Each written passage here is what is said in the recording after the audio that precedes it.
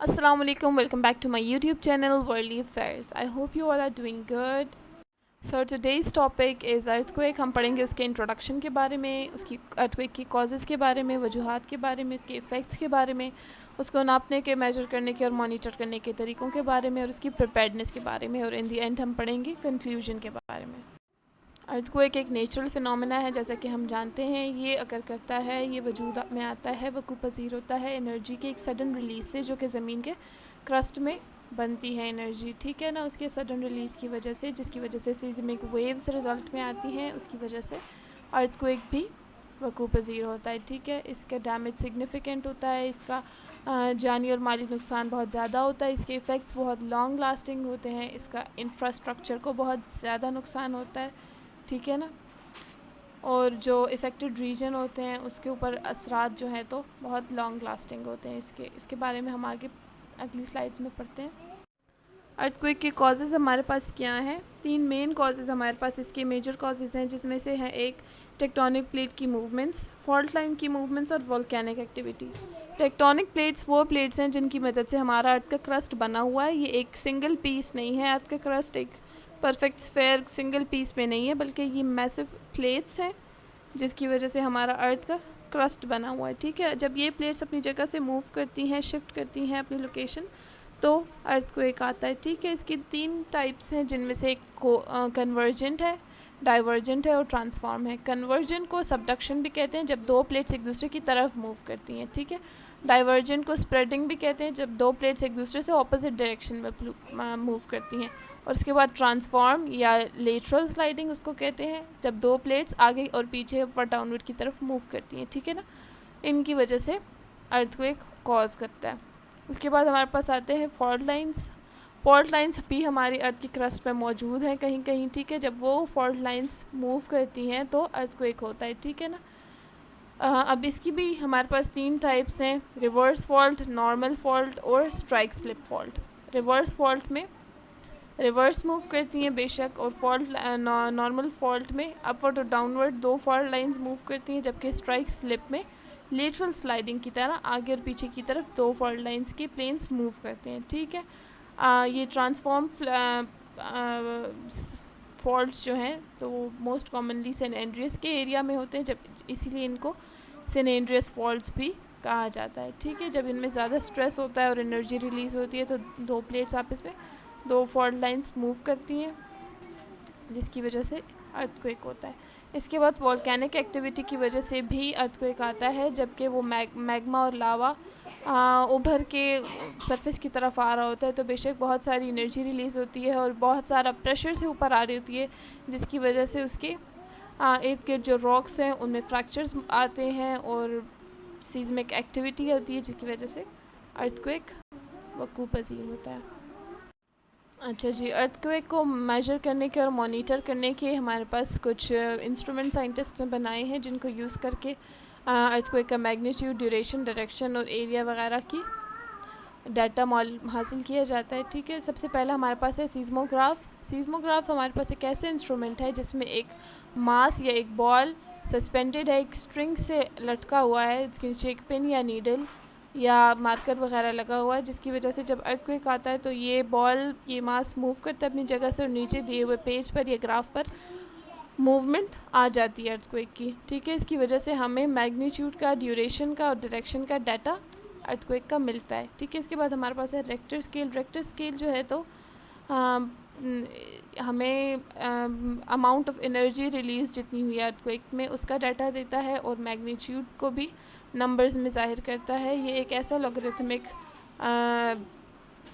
System ہے جس میں ایک ہول نمبر کی انکریز ہونے کا مطلب ہے، یعنی ایک نمبر کی انکریز ہونے کا مطلب ہے ہمارے پاس کہ ایمپلیٹیوڈ 10 ٹائم زیادہ ہے اور انرجی 31.6 ٹائم زیادہ ہے، لیکن نمبرز میں وہ ایک نمبر زیادہ ہوتا ہے. ٹھیک ہے، اس کے بعد ہمارے پاس ہے moment magnitude scale. Moment magnitude scale جو ہے تو ہمیں area of the earth quick یا سائز یا magnitude of the earth quick بتاتا ہے. ٹھیک ہے، ان سب انسٹرومنٹس کی مدد سے ہمیں ارتھ کویک کا ڈیوریشن، ڈائریکشن وغیرہ اور سائزز وغیرہ، ایریا وغیرہ، میگنیٹیوڈ بھی حاصل ہوتا رہتا ہے.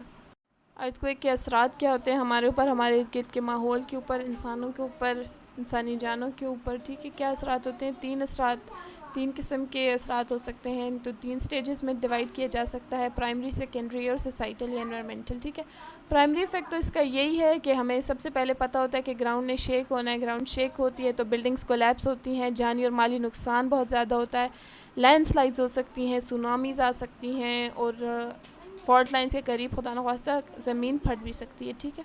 اس کے علاوہ سیکنڈری ایفیکٹ ہمارے پاس یہ ہے کہ ارتھ کوئک تو آ گیا، لیکن ارتھ کوئک کے بعد آفٹر شاکس بھی آتے ہیں. ٹھیک ہے. آفٹر شاکس مین ارتھ کوئک کے بعد کے اسمال چھوٹے ٹریمرز ہوتے ہیں، لیکن وہ بھی بہت زیادہ ڈیمیج کریٹ کر سکتے ہیں اور ریسکیو کے ایفرٹس میں رکاوٹ پیدا کر سکتے ہیں. ٹھیک ہے.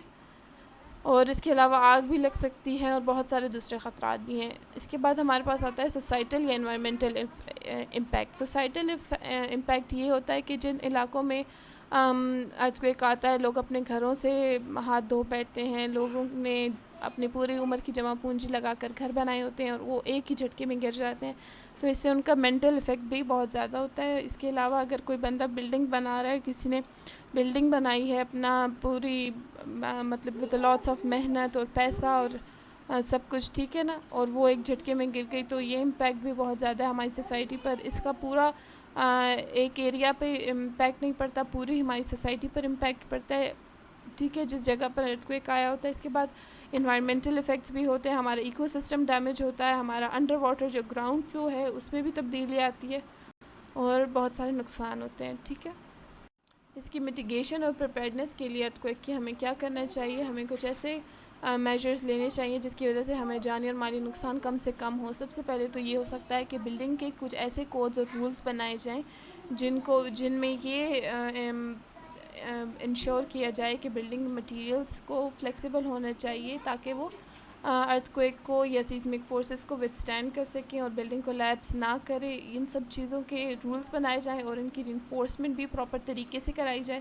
جیسے کہ آج کل سریے وغیرہ بنتے ہیں تو ان میں بتایا جاتا ہے کہ یہ ارتھ کوئک کو وتھسٹینڈ کریں گے کیونکہ یہ فلیکسیبل مٹیریل سے بنے ہوئے ہیں. تو اس طرح کا مٹیریل یوز کیا جائے جو کہ پاسبل ہو کہ ارتھ کوئک کو وتھسٹینڈ کر سکے اور بلڈنگ کو لیپس نہ کرے. اس کے بعد ارلی وارننگ سسٹمز جاری کیے جائیں تاکہ پاپولیٹڈ ایریاز کی طرف زمین کی شیکنگ آنے تک اس ایریا کے لوگوں کو اویئر کیا جا سکے اور پہلے سے ہی میجرز لیے جا سکیں اور جگہ کو بھی خالی کیا جا سکے اگر ضروری ہو تو.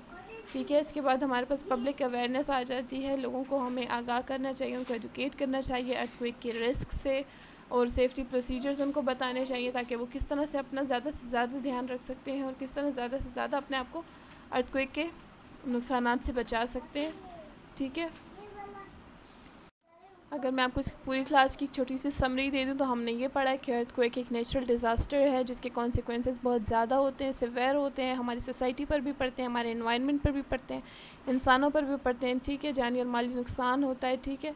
اس کی وجوہات کے بارے میں بھی پڑھا، ہم نے سب کچھ پڑھا. اس کی وجوہات کو، اس کے اثرات کو اور اس کے میجر کرنے کے طریقوں کو انڈرسٹینڈ کرنا، اسٹڈی کرنا بہت زیادہ ضروری ہے تاکہ اس کے لیے ہمیں پراپر پریپیئرڈنس ہو سکے، پراپر پریپیئر رہ سکیں ہم لوگ. ٹھیک ہے. اس کے بعد ہم نے یہ پڑھا کہ ارتھ کوئک جو ہے تو ٹیکٹونک پلیٹس اور فالٹ لائنز وغیرہ کی موومنٹ سے یا کبھی کبھار والکینک ایکٹیویٹیز کی وجہ سے وقوع پذیر ہوتا ہے. اس کے پرائمری ایفیکٹس یہی ہیں کہ بلڈنگ اور جان و مال کو، انفراسٹرکچر کو نقصان پہنچتا ہے، جانوں کو نقصان پہنچ سکتا ہے، لینڈ سلائڈز آ سکتی ہیں، سونامی آ سکتی ہے. سیکنڈری ایفیکٹ اس کا آفٹر شاکس ہیں جس کی وجہ سے آگ لگ سکتی ہے یا ریسکیو کا عمل میں ہنڈر آ سکتا ہے، مداخلت ہو سکتی ہے.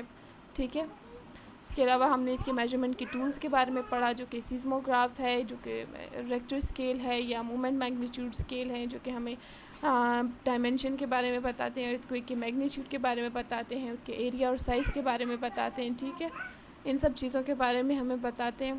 اس کے بعد میں ہم نے پڑھا کہ بلڈنگ کے کوڈز اور ریگولیشنز ایسے بنانے چاہیے، ان کو امپلیمنٹ بھی کیا جائے تاکہ بلڈنگ جو ہے تو ارتھ کوئک کو، سیزمک ایکٹیویٹیز کو وتھسٹینڈ کر سکے اور کولیپس نہ کرے. ٹھیک ہے. یا اس کے علاوہ ارلی وارننگ سسٹمز بنائے جائیں تاکہ پہلے سے ہی پروٹیکٹیو میجرز لیے جائیں حالانکہ یہ ہو نہیں سکتا کیونکہ ارتھ کویک کو ابھی تک پریڈکٹ نہیں کیا جا سکتا. ایسی کوئی مشین میں نہیں بنائی گئی جس کی مدد سے ارتھ کویک کو پریڈکٹ کیا جا سکے. ٹھیک ہے. ہمیں پبلک اویئرنیس دینی چاہیے, لوگوں کو ایڈوکیٹ کرنا چاہیے ارتھ کویک کے رسک کے بارے میں, ان کو سیفٹی پروسیجرز بتانے چاہیے تاکہ وہ زیادہ سے زیادہ اپنے آپ کی حفاظت کر سکیں. ٹھیک ہے. اس کے بعد ہم نے جو ہے تو ارتھ کویک کے بارے میں ہم نے سب کمپریہنسولی انڈرسٹینڈ کیا, اس کی پریپیئرنیس کے بارے میں, سب چیزوں کے بارے میں. حالانکہ ہمیں پتہ ہے ارتھ کویک کو ہم روکا نہیں جا سکتا. ٹھیک ہے. یہ اللہ کی طرف سے ایک نیچرل فینومینا ہے, اس کو روک نہیں سکتے ہم بالکل بھی, لیکن یہ سارے میجرز اگر لے لیے جائیں تو ہو سکتا ہے کم سے کم جانی اور مالی نقصان ہو, لیکن باقی جو کچھ بھی اللہ کے ہاتھ میں ہوتا ہے وہی ہوتا ہے. اور اللہ تعالیٰ ہمیں آپ کو سب کو اپنے حفظ امان میں رکھے. امید ہے آپ کو آج کی کلاس کی اچھے سے سمجھ آ گئی ہوگی. اچھا جی, so thank you so much for watching this video and please feel free to ask any questions. اگر آپ کو کسی بھی چیز کی سمجھ نہیں آئی تو please feel free to ask in the comments and I will reply you as soon as possible. And do like, share and subscribe for more educative content. Bye.